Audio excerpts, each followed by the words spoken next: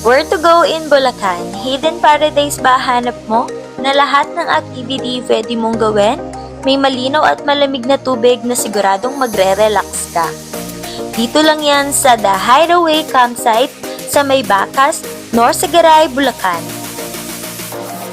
3:30 na nga kami nakaalis. Bigla ang lakad lang talaga to dahil ang plano namin is magpupunta talaga kami sa Matabubok sa Plaridel, Bulacan. Dahil pagdating nga namin doon, hindi maagos yung tubig kaya naman nag-decide kami na pumunta na lang sa Norsagaray kahit na hapon na.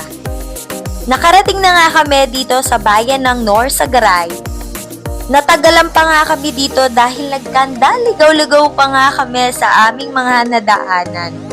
Pero yun pa rin at nakarating na nga tayo. Grabe, kahit nga nakarating na tayo ng 5